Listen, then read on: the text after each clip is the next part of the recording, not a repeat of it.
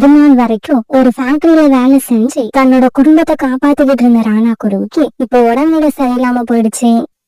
திடீர்னு இப்படி உடல்நிலை சரியில்லாம போனதால சோனா குருவி 2 குழந்தைங்களை வச்சுக்கிட்டு என்ன பண்றதுன்னு தெரியாம தவிச்சுக்கிட்டு இருந்தது. சோனா, உன்னையும் நம்ம குழந்தைங்களையும் நினைச்சா எனக்கு ரொம்ப கவலையா இருக்கு. நீங்க பட்னி கிடக்கிறத பாத்துக்கிட்டு ஒன்னும் செய்யாம இருக்கிறதுக்கு நான் இறந்தே போயிடலாம். ராணாஜி, இன்னொரு தடவை இந்த மாதிரி சொல்லாதீங்க. உங்களுக்கும் நம்ம குழந்தைங்களுக்கும் நான் போய் உணவு தேடி எடுத்துட்டு வரேன். இப்படி சொன்ன சோனா குருவி உணவு தேட வீட்டு விட்டு வெளியில பறந்து போச்சு. சோனா குருவி அன்னைக்கு வீட்டை விட்டு கிளம்பி ரொம்ப நேரம் ஆயிடுச்சு. இருந்தாலும் சோனா குருவிக்கு இன்னும் எந்த உணவும் கிடைக்கவே இல்லை. இதனால தொடர்ந்து பறந்துகிட்டே இருந்த சோனா குருவி இப்ப ஒரு அடர்த்தியான காட்டுக்குள்ள வந்துருச்சு. இந்த அடர்த்தியான காட்டு பாக்கும் இது வரைக்கும் எந்த பறவையும் போனதே இல்ல. இப்படி பறந்து போன சோனா குருவி தூரத்துல இருந்த ஒரு செடியை பார்த்துட்டு அதுகிட்ட போச்சு. அது ஒரு சோள செடி. ஆனா அதுல சோளம் இன்னும் காய்க்கவே இல்லை. அதை பார்த்த சோனா குருவி ஏமாற்றம் ஆயிடுச்சு. பிறகு அங்கிருந்து சோனா குருவி கிளம்ப நினைச்சப்ப அந்த செடி இப்படி பேச ஆரம்பிச்சது. குருவி, போகாத, கொஞ்ச நேரம் இங்கேயே இரு. நான் உனக்கு உணவு கொடுக்கறதா முடிவு பண்ணிட்டேன். என்னது, நீ எனக்கு உணவு கொடுக்க போறியா? அது எப்படி முடியும்? நீ இன்னும் காய்க்கவே ஆரம்பிக்கல. குருவி, ஒரு நிமிஷம் நான் சொல்றதை கேளு. நீ உன்னோட கண்ணை மூடு. உடனே சோனா குருவி தன்னுடைய கண்களை முடிக்கிச்சு. பிறகு அந்த சோள செடி தன்னோட மந்திர சக்தியால ஒரு தங்க சோள கதிரை அந்த செடியில காய்க்க வச்சது. குருவி, இப்ப கண்ணை திறந்து பாரு. இப்ப தன்னோட கண்களை திறந்து பார்த்த சோனா குருவி ரொம்பவும் ஆச்சரியம் ஆயிடுச்சு. இந்த சோளத்தை பார்த்தா தங்க மாதிரி ஜொலிக்குது. குருவி, இந்த சோளம் தங்க மாதிரி இல்ல, உண்மையிலேயே தங்கம் தான். நீ இந்த சோளத்தை எடுத்துக்கிட்டு போ. அதுக்கப்புறம் உன்னோட வாழ்க்கை சந்தோஷமா இருக்கும். அந்த செடி அப்படி சொன்ன உடனே சோனா குருவி அந்த செடியில இருந்த சோளத்தை பறிச்சு எடுத்துக்குச்சு. பிறகு அந்த இடத்த விட்டு சந்தோஷமா பறந்து போச்சு. இப்படி பறந்து போன சோனா குருவி தன்னோட வீட்டு வாசல்ல உட்கார்ந்து அழுதுகிட்டு இருந்த கோரிக்காகத்தை பார்த்த உடனே அங்க போச்சு. கோரி அக்கா, என்னாச்சு? ஏன் இப்படி அழுதுகிட்டு இருக்கீங்க? சோனா, என்னோட பையனுக்கு உடம்பு சரியில்லை. அவனுக்கு மருந்து வாங்கி கொடுக்க கூட என்கிட்ட காசு இல்ல. அப்படியா? காலண்ணன் தினமும் வேலைக்கு போறாரு. அப்படி ஒண்ணும் ஏன் இப்படி அழுதுகிட்டு இருக்கீங்க? அவரு மரம் வெட்டி சம்பாதிக்கிறது எங்க 3 பேரும் சாப்பாட்டுக்கே பத்த மாட்டாங்குது. இப்படி சொன்ன கோரிக்காக மறுபடியும் அழ ஆரம்பிச்சது. கோரி அக்கா, அழாதீங்க. இப்படி சொன்ன சோனா குருவி பிறகு அந்த சோளத்துல இருந்து ஒரு பயிரை எடுத்து கோரிக்காகத்துக்கிட்ட கொடுத்துச்சு. இத பார்த்த கோரிக்காகவும் அதிர்ச்சி ஆயிடுச்சு. சோனா, இந்த சோளத்தை பார்த்தா தங்க மாதிரி இருக்கு. இது உனக்கு எப்படி கிடைச்சது? கோரி அக்கா, இது எப்படி கிடைச்சதுன்னு நீங்க அப்புறம் தெரிஞ்சுக்கலாம். முதல்ல இதை கொண்டு போய் வித்து உங்க பையனோட உடம்ப சரி பண்ற வழிய பாருங்க. இப்படி சொல்லிட்டு சோனா குருவி தன்னுடைய வீட்டு நோக்கி பறந்து போயிடுச்சு. உடனே கோரிக்காகும் அந்த தங்க சோள பயிரை கொண்டு போய் வீட்டுக்குள்ள வச்சுட்டு தன்னோட கணவர் காலுக்காகத்தை தேடி பறந்து போச்சு. காலுக்காகத்தை போய் பார்த்த கோரிக்காகும் நடந்தது எல்லாத்தையும் காலுக்காகத்துக்கிட்ட சொல்லுச்சு. நாம ஜக்குவுக்கு உடம்பு சரியில்லைன்னு போய் சொன்னா சோனா குருவி அதை கேட்டு இறக்கப்பட்டு ஏதாவது பணம் தான் கொடுக்கணும்னு நினைச்சேன். ஆனா பாருங்க, அது தங்க சோள பயிரையே கொடுத்திருக்கு. கோரி, இது ரொம்ப சந்தோஷமான விஷயம்தான். சரி, நீ வீட்டுக்கு போ, நான் மரம் வெட்டிட்டு வரேன். காலுஜி, நான் சொல்றபடி கேட்டீங்கன்னா இதுக்கப்புறம் நாம மரம் வெட்டவே தேவையில்லை. கோரி, நீ சொல்றது எனக்கு புரியல. சோனா குருவி கிட்ட இருக்கிற தங்க சோளத்தை நம்ம முழுசா திருடிக்கிட்டு வரணும். நாம அப்படி செஞ்சிட்டோம்னா அதுக்கப்புறம் நம்ம வாழ்க்கையில கஷ்டங்கிற பேச்சுக்கே இடம் கிடையாது. கோரி, என்னதான் இருந்தாலும் நான் திருட்ட விட்டு ரொம்ப நாள் ஆகுது. இப்ப மறுபடியும் திருடணும்னு நினைச்சாலே ரொம்ப பயமா இருக்கு. காலுஜி, நீங்க ஒண்ணும் திருட வேண்டாம். என் கூட வந்து வீட்டுக்கு வெளியில நில்லுங்க. நான் உள்ள போய் இந்த சோளத்தை எடுத்துக்கிட்டு வந்துடுறேன். சோனா குருவி தாங்கிட்டே அந்த தங்க சோளத்துல இருந்து கொஞ்சம் பயிர் எடுத்து வித்து தன்னோட கணவர் ராணாவோட உடம்ப சரி பண்ணிடுச்சு.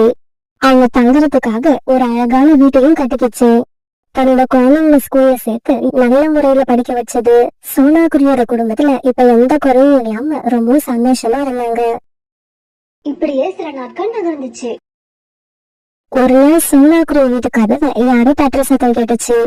உடனே சோனா குருவி வீட்டை விட்டு வெளியில வந்து பார்த்தப்ப அங்க ரீட்டா போய் நின்றுட்டு இருந்தது. சோனா, நேத்து ராத்திரி பலமா காத்து வீசினதால என்னோட வீடு கீழே விழுந்துடுச்சு. எனக்கு இப்ப என்ன பண்றதுன்னே தெரியல. உன்கிட்ட ஏதாவது பணம் இருந்தா கூட அதை நான் கூடிய சீக்கிரம் திருப்பி கொடுத்துடுறேன். ரீட்டா, அழாத, கொஞ்ச நாள் ஏறி வரேன்.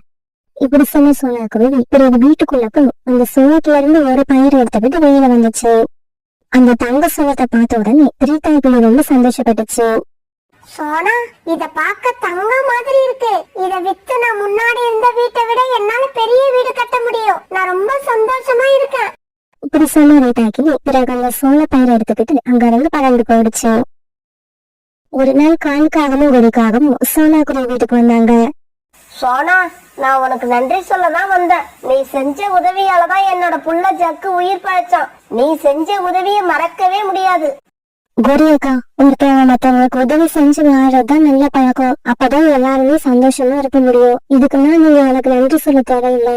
சோனா, அப்புறம் ஒரு விஷயம், நீ எனக்கு கொடுத்த மாதிரி சோள பயிர் இன்னும் உன்கிட்ட இருக்கா, இல்ல எல்லாம் காலி ஆயிடுச்சா? கோரி அக்கா, உங்களுக்கு உதவி செஞ்ச மாதிரி இன்னும் கொஞ்சம் பேருக்கு உதவி செஞ்சிருக்கேன். அதெல்லாம் போக இன்னும் நிறைய சோள பயிர் என்கிட்ட மீதி இருக்கு. சோனா கிட்ட சோள பயிர் மீதி இருக்குதா இல்லையான்னு தெரிஞ்சுக்கதான் காவல் 2 பேரும் உங்க வீட்டுக்கு வந்திருந்தாங்க. அப்பாடா, சோனா குருவி கிட்ட இன்னும் சோள பயிர் இருக்கிற விஷயம் நமக்கு தெரிஞ்சிடுச்சு. இது போதும், இன்னைக்கு ராத்திரியே இங்க வந்து அதை எடுத்துக்கிட்டு போயிடணும். இப்படி நினைச்ச கோரிக்காகும் காலுக்காலத்தை கொண்டு விட்டு தன்னோட வீட்டுக்கு பறந்து போயிடுச்சு. கோரி, எனக்கு என்னவோ நாம செய்யறது தப்புன்னு தோணுது. காலுஜி, நீங்க பேசுறத கேட்டா எனக்கு ஏதோ புத்தர் பேசுற மாதிரி இருக்கு. இதுக்கு மேல நீங்க எதுவும் பேச தேவையில்லை. வாயை முடிக்கிட்டு பேசாம என் பின்னால வாங்க. இப்படி சொல்லிட்டு கோரிக்காவை முன்னால பறந்து போக காலுக்காவை அது பின்னாலேயே பறந்து போச்சு. காலுஜி, நீங்க வெளியிலேயே உட்கார்ந்துருங்க. நான் வீட்டுக்குள்ள போய் அந்த சோளத்தை எடுத்துக்கிட்டு வந்துடுறேன். இப்படி சொல்லிட்டு கோரிக்காவன் ஜன்னல் வழியா சோனா குருவி வீட்டுக்குள்ள போச்சு. அந்த சமயத்துல சோனா குருவி வீட்டுல இருந்த எல்லாரும் தூங்கிட்டு இருந்தாங்க. வீட்டுக்குள்ள போன கோரிக்காவும் நேரா அலமாரியை திறந்து அதுல இருந்து தங்க சோளத்தை எடுத்துருச்சு. பிறகு அங்கிருந்து ஜன்னல் வழியா வெளியில போக முயற்சி செய்யறப்ப ஜன்னல்ல இருந்த பூச்செடி கோரிக்காவத்தோட வாழ்பட்டு கீழே விழுந்துடுச்சு. இந்த சத்தத்தை கேட்டு ராணா குருவி சோனா குருவி கண் வச்சு எழுந்திரிச்சிட்டாங்க. இப்படி கண் வச்ச ராணா குருவி சோனா குருவி கோரிக்காவத்தை பாத்துட்டாங்க. கோரி, நீயா? ராணா குருவி இப்படி கேட்ட உடனே கோரிக்காவும் காலுக்காவத்தை கூப்பிட்டுக்கிட்டு ரொம்பவும் வேகமா தன்னுடைய வீட்டை நோக்கி பறந்து போச்சு.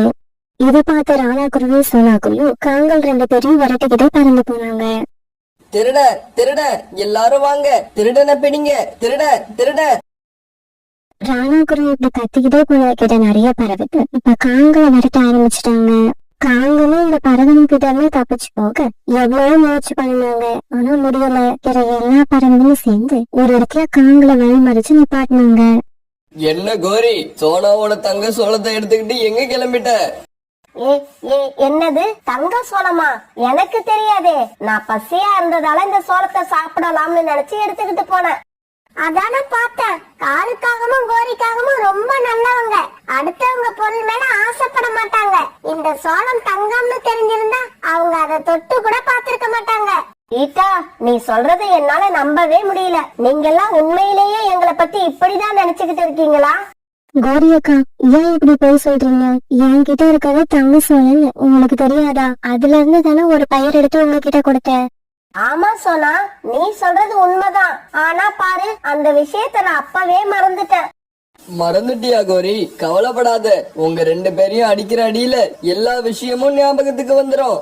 புறா இப்படி சொல்ல பிறகு எல்லா பறவைகளும் சேர்ந்து காங்கள் 2 பேரையும் அடிக்க ஆரம்பிச்சாங்க. இப்படி ரொம்ப நேரம் அடி வாங்கின காங்கள் 2 பேரும் பிறகு அவங்க கிட்ட இருந்து தப்பிச்சு அந்த காட்டை விட்டு ரொம்ப தூரம் பறந்து போனாங்க. பிறகு ஒரு இடத்துல உட்காந்து அழுதுகிட்டே இப்படி பேச ஆரம்பிச்சாங்க. கோரி, நான் இன்னைக்கு இப்படி அடி வாங்குறதுக்கு நீதான் காரணம். உன் பேச்சை கேட்டதாலதான் நான் இப்படி அடி வாங்கினேன். காலுஜி, இன்னைக்கு ஒரு நாள் என்னால அடி வாங்குறதுக்கே இப்படி சொல்றீங்களே. இதுக்கு முன்னால உங்களால நான் எத்தனை தடவை அடி வாங்கியிருக்கேன். இப்படி சொல்லிட்டு கோரிக்காவும் சிரிக்க அதை பார்த்துட்டு காலுக்காகவும் சிரிக்க ஆரம்பிச்சது.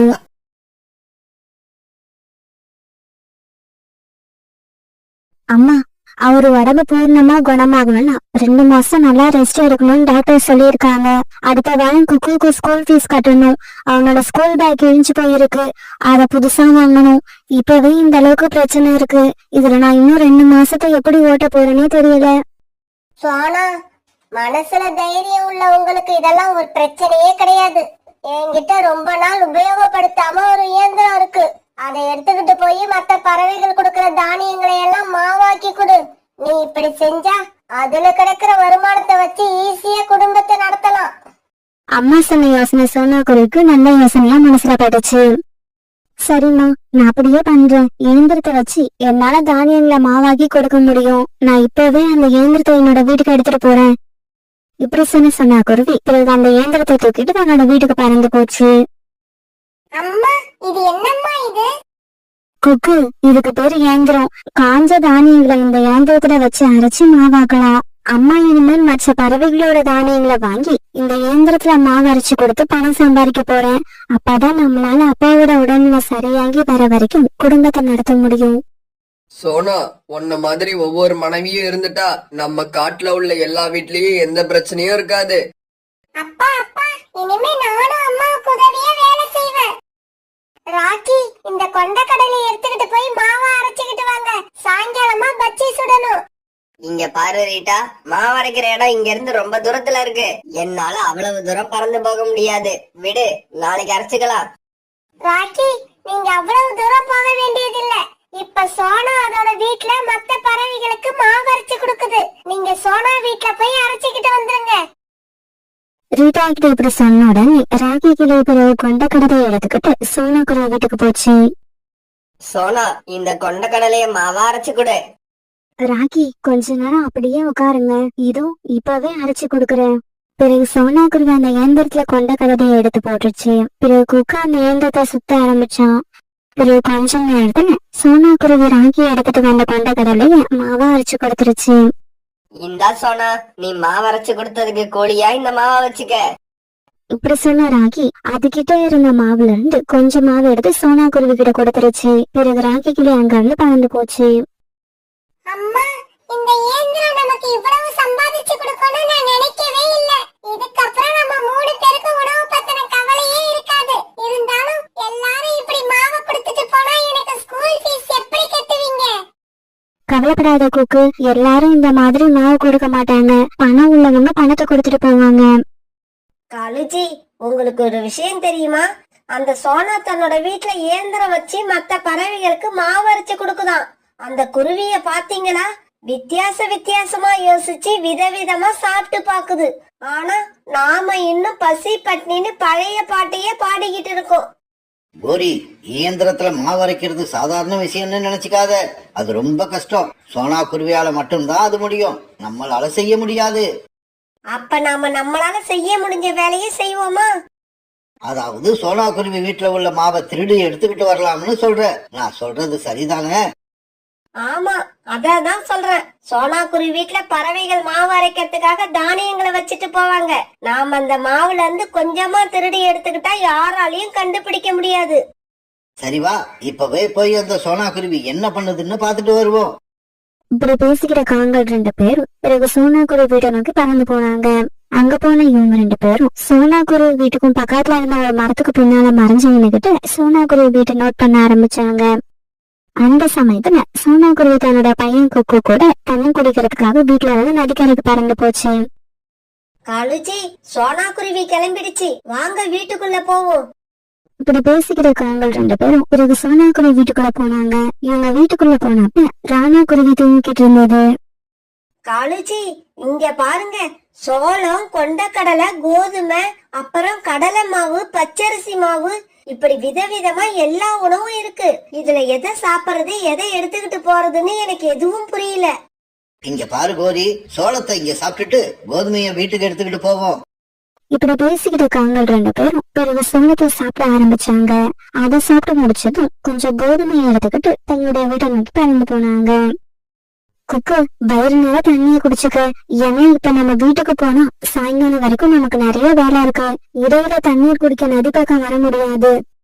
அம்மா, நான் வேணுங்கிற அளவுக்கு தண்ணி குடிச்சிட்டேன். வாங்க போவோம். பிறகு சோனா குருவியும் குக்குவும் தங்களுடைய வீட்டுக்கு திரும்பி வந்தாங்க. இப்படி திரும்பி வந்த இவங்க சாயங்காலம் வரைக்கும் இருந்த தானியங்களை எல்லாம் அரைச்சு மாவாக்குனாங்க. சாயங்காலம் நேரத்துல ரோனி குருவி கோதுமை மாவு எடுக்கிறதுக்காக சோனா குருவி வீட்டுக்கு வந்துச்சு. சோனா, எனக்கு என்னவோ கோதுமை மாவு கொஞ்சம் குறையிற மாதிரி இருக்கு. நீ இதுல இருந்து மாவு ஏதாவது எடுத்தியா?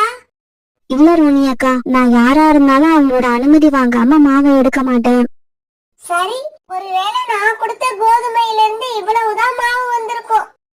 இப்படி சொன்ன ரோனி குருவி பிறகு தன்னுடைய மாவை தூக்கிட்டு வீட்டுக்கு பறந்து போயிடுச்சு. அம்மா, ரோனி ஆண்டி சொல்றது உண்மைதான். அவங்க நிறைய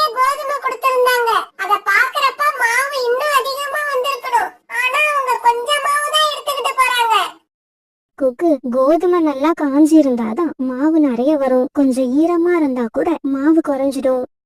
என்னங்க, இந்த அரிசியை எடுத்துக்கிட்டு போய் சோனா குருவி கிட்ட அரைச்சுக்கிட்டு வாங்க. ராத்திரி உங்களுக்கு தோசை சுட்டு கொடுக்கறேன். ராணி, போன தடவை நீ சுட்ட தோசை ரொம்பவும் நல்லா இருந்துச்சு. இன்னைக்கும் அதே மாதிரி சுட்டு கொடு. இப்படி சொன்ன சாகர்புறா ராணிபுரா கொடுத்த அரிசியை எடுத்துக்கிட்டு சோனா குருவி வீட்டுக்கு போச்சு. சாகரண்ணா, நீங்க சாயங்காலமா வந்து உங்க மாவு எடுத்துட்டு போங்க. சோனா குருவி இப்படி சொன்ன உடனே சாகர்புரா அரிசியை வச்சுட்டு தன்னுடைய வீட்டுக்கு போயிடுச்சு. பிறகு கொஞ்ச நேரம் கழிச்சு குக்கு சாகர்புரா கொடுத்துட்டு போன அரிசிய மாவை அரைச்சு வச்சுட்டான்.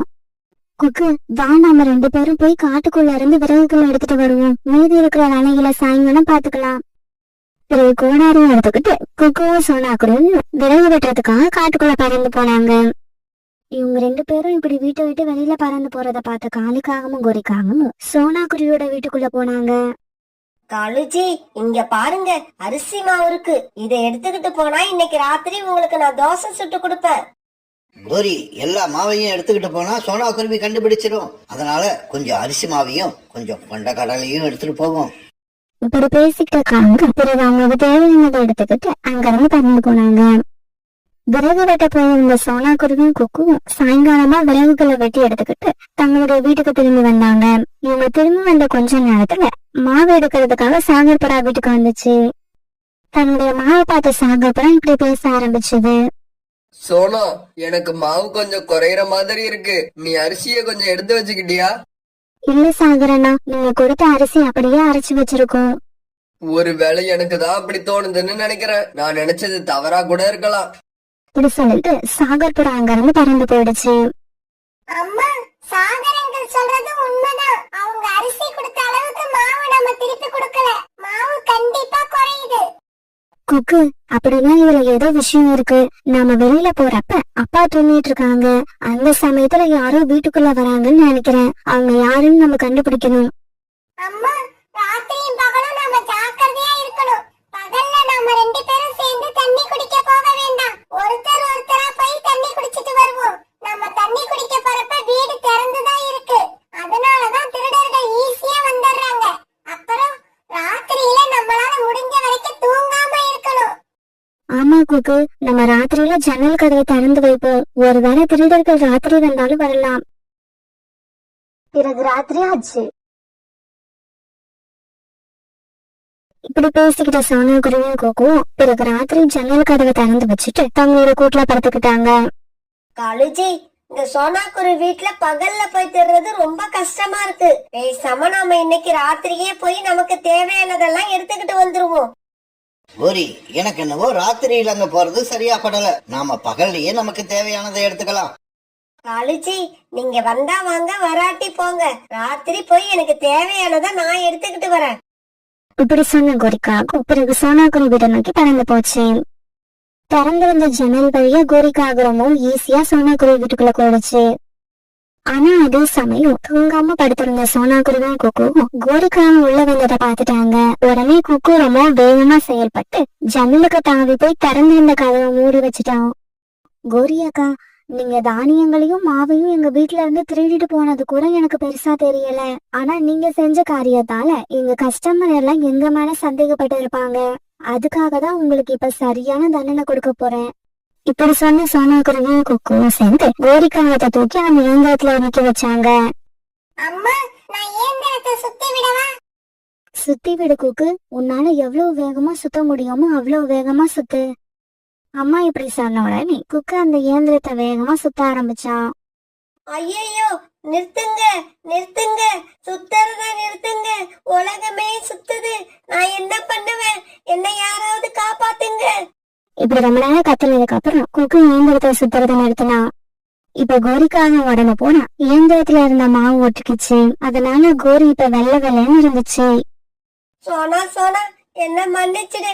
இதுக்கப்புறம் நான் இந்த வீட்டு பக்கம் வரமாட்டேன். இன்னைக்கு நீ கொடுத்த தண்டனை நான் சாகுற வரைக்கும் எனக்கு ஞாபகம் இருக்கும்.